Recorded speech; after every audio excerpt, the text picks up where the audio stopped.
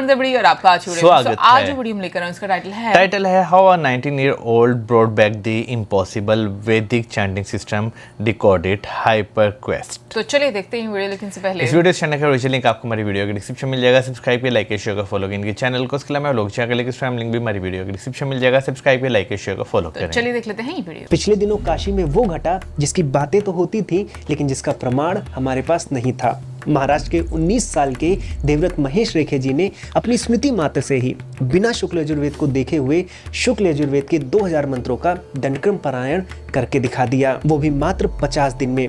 आज से 200 साल पहले ये चमत्कार महाराष्ट्र के ही वेद मूर्ति नारायण शास्त्री देव जी ने 100 दिन में किया था। अब इससे पहले कि वेद की इस परंपरा को हम डिटेल में समझें, ये चमत्कार क्यों है, इसको जानने के लिए मैंने चैट जीपीटी से शुक्ल यजुर्वेद के एक मंत्र का दंड क्रम बनवाया और अगर इसे कोई देख कर भी पढ़े तो कम से कम 20 से 25 मिनट लगेंगे और अगर हम 20 मिनट भी पकड़ लें तो 2000 मंत्रों का दंडक्रम पारायण करने में कम से कम 55 दिन लगेंगे यदि आप प्रत्येक दिन 12 घंटे बिना रुके हुए पारायण करें। यानी देवव्रत महेश रेखे जी ने इसे कम से कम समय में करके दिखाया है। और जब से ये चमत्कार हुआ है, आप इंटरनेट पर देख सकते हैं कि जितने भी anti Indian, anti Hindu, anti Sanatan forces हैं, उन सभी में खलबली मच गई है। उनका ऐसा मेल्टडाउन हो रखा है कि बस वो यही पूछते फिर रहे हैं कि इस फीट का देश को क्या फायदा। साथियों, आप सभी का हाइपर क्वेस्ट के इस बहुत ही विशेष एपिसोड में स्वागत है। आज के एपिसोड में हम इस वेद की अनूठी पाठ परंपरा को समझेंगे, इसकी आवश्यकता को जानेंगे और मैं आपको इसकी इंट्रिकेसीज में ले जाऊंगा और साथ में हम ये भी जानेंगे कि क्यों ये एक बहुत बड़ी अचीवमेंट है और इसका देश को क्या फायदा होगा। तो साथियों, आप सभी हाइपर क्वेस्ट को सब्सक्राइब कर लें, बेल आइकन को दबाकर नोटिफिकेशंस भी ऑन कर लें जिससे हमारी वीडियोस आपको सबसे पहले मिलें। अब साथियों, बिना किसी विलंब के आज की वीडियो को प्रारंभ करते हैं। काफी शुद्ध हिंदी बोल रहे हैं।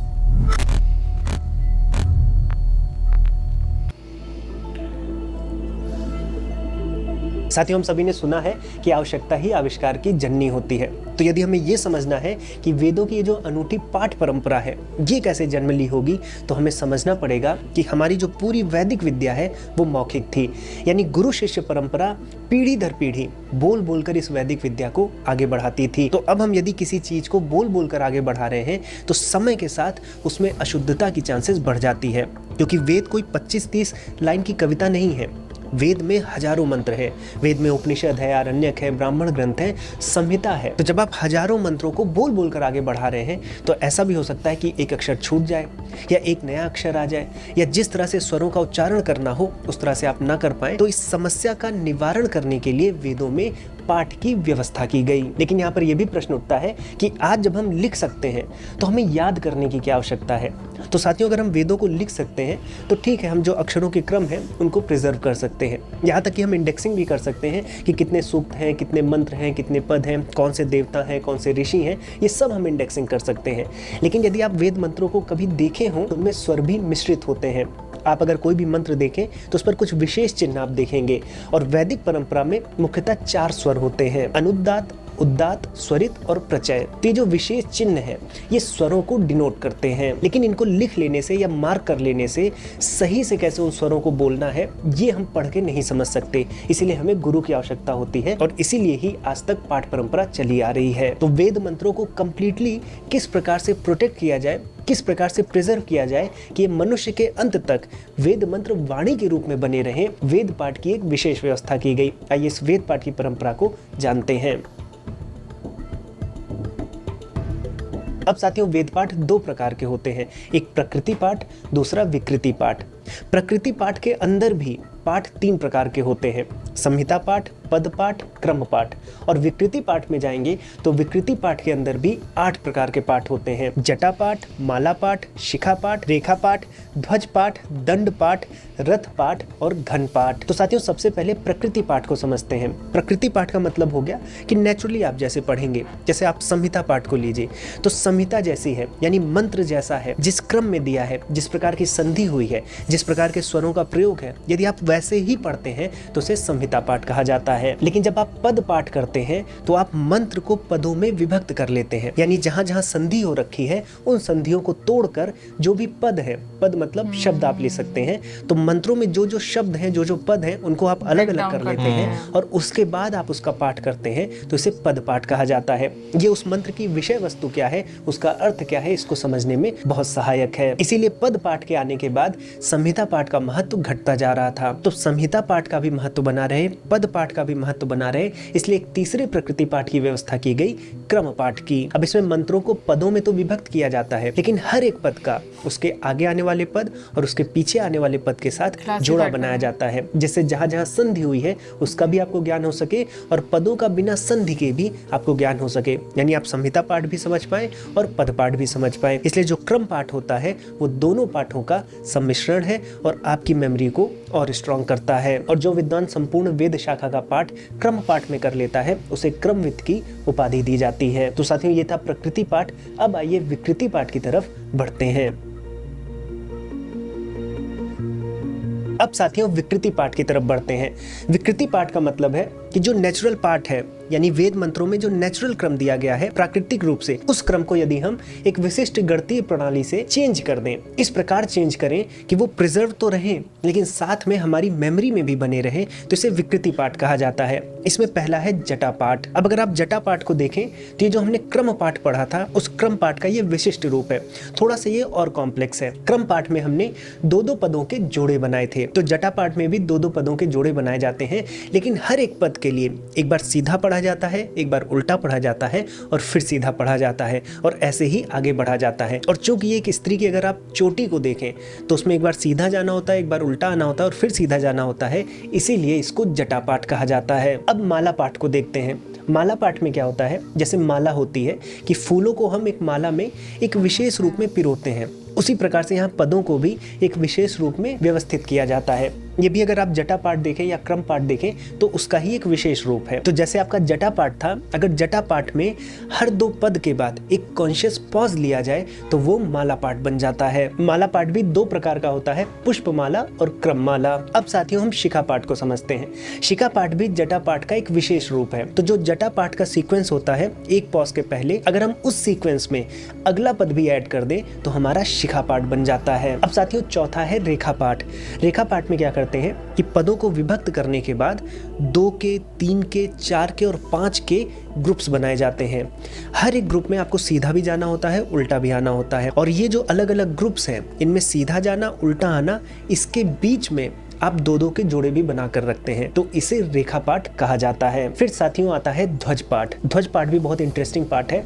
इसमें आप पदों को विभक्त करने के बाद प्रारंभ से और अंत से दोनों तरफ से पढ़ते हैं, दो दो के जोड़े में। तो पहले अगर आपने 1-2 पढ़ा तो पीछे से 99-100 पढ़ेंगे, फिर अगर आपने 2-3 पढ़ा तो फिर आप पीछे से 98-99 पढ़ेंगे, फिर आपने 3-4 पढ़ा तो पीछे से 97-98 पढ़ेंगे। तो यदि आप इस प्रकार से पाठ करते हैं तो इसे ध्वज पाठ कहा जाता है। अब साथियों इसके बाद आता है दंड पाठ। दंड पाठ को दंड इसलिए कहते हैं क्योंकि इसमें आप पद तो बनाते हैं, उसके जोड़े भी बनाते हैं, लेकिन जैसे ही आप एक कदम आगे रखते हैं आपको वापस आना होता है।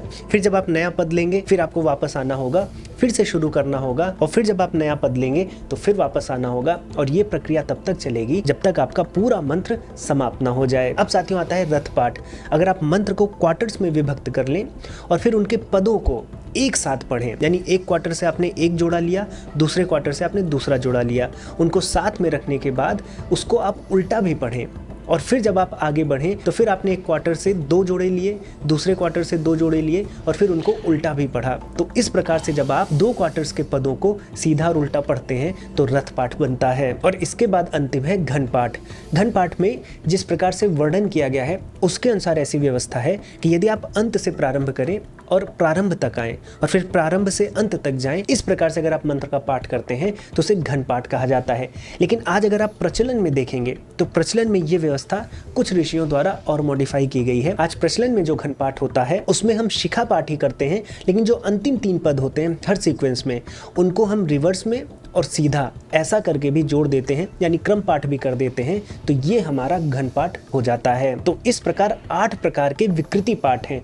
विकृति पाठ का उद्देश्य यही है कि हम इस प्रकार से वैदिक मंत्रों का उच्चारण करें, आगे से पीछे से अलग अलग तरह से रिपीट करें कि वो हमारी मेमोरी में इस प्रकार प्रिजर्व हो जाए कि हम कभी उन्हें ना भूलें। और इस प्रकार प्रिजर्व करने से, मेमोराइज करने से भी अक्षरों का जो क्रम है उसमें भी त्रुटि नहीं होती है, कोई अक्षर छूटता भी नहीं है और ना ही किसी नए अक्षर के आने की संभावना रहती है। इस प्रकार जो हमारे वेद मंत्र हैं ये हजारों वर्षों से प्रोटेक्ट किए गए हैं, प्रिजर्व किए गए हैं और आज हमारे पास शुद्ध अवस्था में उपलब्ध हैं। इसी वेद पाठ की परंपरा में शुक्ल यजुर्वेद की माध्यन्दिनी शाखा में दंड क्रम पारायण को, दंड क्रम पारायण भी एक प्रकार का वेद पाठ है जिसमें हम एक एक पद को लेते जाते हैं और उसका सीधा, उल्टा और सीधा पढ़ते हैं। यानी जैसे आपने 1 2 लिया तो 1 2 2 1 1 2 पढ़ना होगा, फिर आप 1 2 3 लेते हैं तो 1 2 3 3 2 1 1 2 3 पढ़ते हैं, फिर आप 1 2 3 4 लेते हैं तो 1 2 3 4 4 3 2 1 1 2 3 4 पढ़ते हैं। फिर अगर आप एक पद और जोड़ते हैं 1 2 3 4 5 तो आप इसको सीधा पढ़ेंगे, इसका उल्टा पढ़ेंगे और फिर सीधा पढ़ेंगे। इस प्रकार यदि कोई व्यक्ति वेद मंत्र को याद कर लेता है तो वेद मंत्र का भूलना लगभग असंभव हो जाता है। अब जो देवव्रत महेश रेखे जी ने किया है इसका भारत को क्या फायदा है, विज्ञान को क्या फायदा है, समझते हैं। अब साथियों, देवव्रत जी की ये जो उपलब्धि है ये कॉग्निटिव साइंस के फील्ड में एक बहुत ही अनूठा नेचुरल एक्सपेरिमेंट है। अगर साइंटिस्ट चाहें तो उन पर स्टडी करके ये पता कर सकते हैं कि आखिर ह्यूमन ब्रेन की कैपेसिटी कितनी है। ह्यूमन ब्रेन में एक हिप्पोकैम्पस एरिया होता है, वहाँ पर इतनी कॉम्प्लेक्स इंफॉर्मेशन किस तरह से स्टेबलाइज हो रही हैं और उसके बाद 2000 मंत्रों का दंड क्रम पारायण, यानी उस इंफॉर्मेशन को रिट्रीव भी करना है तो ब्रेन में वो रिट्रीवल पाथवेज कैसे बनते हैं या उनमें क्या स्टडी करनी है, उसके लिए बहुत बढ़िया सिनेरियो है। इसके बाद लगातार बोलना, अगर हम बैठ के कुछ बोलते हैं तो ज़्यादा से ज़्यादा 1 घंटा बोल पाते हैं, 2 घंटा बोल पाते हैं, तो उसके बाद हमारी जो वोकल मसल्स हैं वो दर्द करने लगती हैं। लेकिन ये जो वेद पाठी हैं ये घंटों घंटों वेद के मंत्रों का पारायण कर लेते हैं, तो इससे जो वोकल मस्कुलेचर है उसकी स्टडी की जा सकती है और उसकी स्टडी का उपयोग हम कहाँ करेंगे, स्पीच थेरेपी में। बहुत से बच्चे होते हैं जो तुतलाते हैं, हकलाते हैं या सही से नहीं बोल पाते हैं, तो इस स्टडी से अगर हम वोकल मस्कुलेचर की स्टडी करें तो स्पीच थेरेपी में भी बहुत ही ग्राउंड ब्रेकिंग टेक्नोलॉजीज को, प्रणालियों को हम डेवलप कर सकते हैं और स्पीच थेरेपी को और स्ट्रॉन्ग कर सकते हैं। इसके साथ साथ जितनी मेंटल प्रॉब्लम्स हैं, हमारे साथ क्या होता है, समय के साथ जब हम बूढ़े होते जाते हैं हमारी मेमोरी वीक होती जाती है, लेकिन ये समस्या बच्चों में भी देखी जाने लगी है। अगर आप बच्चों को देखेंगे ADHD की समस्या समय के साथ बढ़ी है, तो जो मेमोरी लॉस है, ADHD है या और भी अन्य मेंटल प्रॉब्लम्स हैं जो कि आज AI के समय में, सोशल मीडिया के समय में बहुत ज़्यादा जो हम फोन्स पर ओवर एक्सपोज्ड हैं जिनके कारण से ये समस्याएं बढ़ी हैं, अगर हम अपनी प्राचीन विद्याओं की तरफ बढ़ेंगे तो इन समस्याओं का समाधान भी पा जाएंगे। और जो हमने गुरु शिष्य परंपरा की बात की कि सुन सुनकर विद्या को कंठस्थ किया गया है, यानी हम ऑडिटरी पैटर्न्स को रिकॉग्नाइज कर रहे हैं, लेकिन ये जो हम रिकॉग्नाइज कर रहे हैं ये बहुत ही कॉम्प्लेक्स पैटर्न्स हैं, इनको ब्रेन कैसे रजिस्टर करता है इस फील्ड में भी स्टडी की जा सकती है। साथियों, मैंने अवधान विद्या पर, वैदिक अवधान की एक विद्या होती थी जिसके माध्यम से जो शिष्य होते थे, बच्चे होते थे, वो हजारों श्लोकों को, हजारों मंत्रों को कंठस्थ कर लेते थे। एक बार उनके अंदर वो सामर्थ्य आ जाता था तो वो किसी भी ग्रंथ को, चाहे वो महाभारत हो, रामायण हो, वेद हो, उपनिषद हो, सबको वो सुना सकते थे। ऐसी विद्याएं थी भारत में। अगर आज कोई चाइनीज बच्चा ऐसा करके दिखाता है तो हम उसके पैरों में गिर जाएंगे, लेकिन यही भारत का कोई बच्चा करता है तो हम उसकी प्रशंसा नहीं करते, बल्कि अगर आज आप ट्विटर खोलेंगे तो पूरा आप देखेंगे कि मेल्टडाउन हो रखा है। बस यही प्रश्न उठाया जा रहा है कि इस बच्चे ने ऐसा क्या कर दिया कि प्रधानमंत्री ने या मुख्यमंत्री ने अवार्ड दे दिया, ऐसा क्या कर दिया जिससे देश का फायदा हो। तो आपको ये समझना पड़ेगा कि हम विज्ञान को एक किनारे भी कर दें, ये एक तरह की ह्यूमन अकम्प्लिशमेंट है। हम किसी भी फील्ड में जब ह्यूमन कुछ अचीव करता है तो हम उसको सेलिब्रेट करते हैं।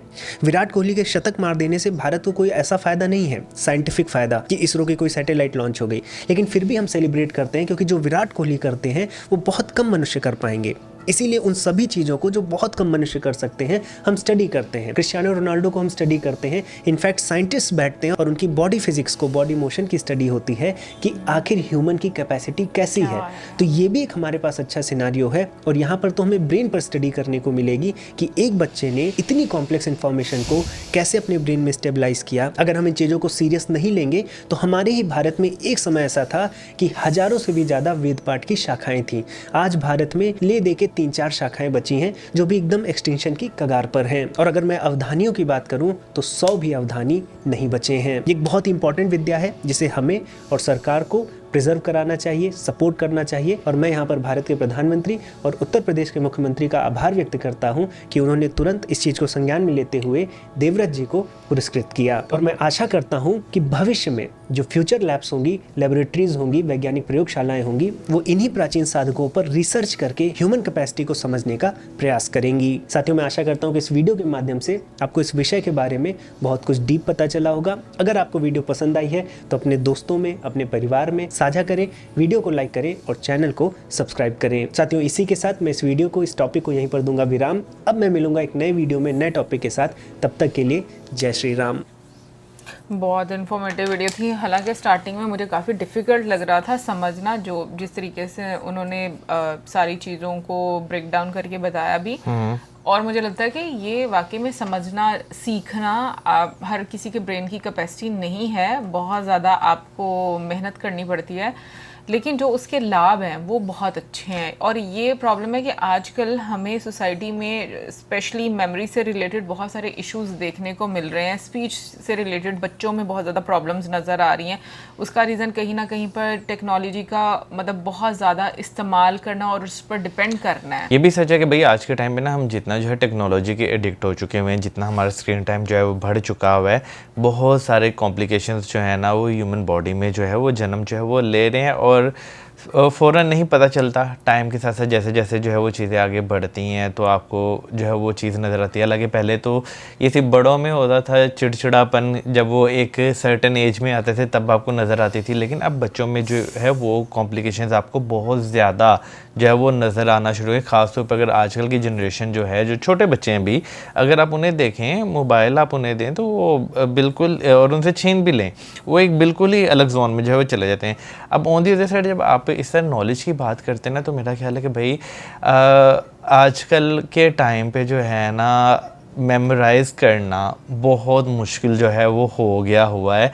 क्योंकि हम फिर वही बात आ गई कि हम जो है ना भाई वो आसान रास्ते ज़्यादा जो है वो ढूंढते हैं। हम कहते हैं बस ठीक है, जितना हमें ज़रूरत है उतना याद कर लेते हैं, बाकी रहने देते हैं। ऑन दी अदर साइड जो है ना आपको ऐसे जो है वो स्टूडेंट भी जो है वो नज़र आते हैं जो आज के टाइम पे भी जो है ना वो चीज़ कर रहे हैं, जो कि मेरा ख्याल है कि अप्रिशिएट करने के बहुत ज़्यादा काबिल है।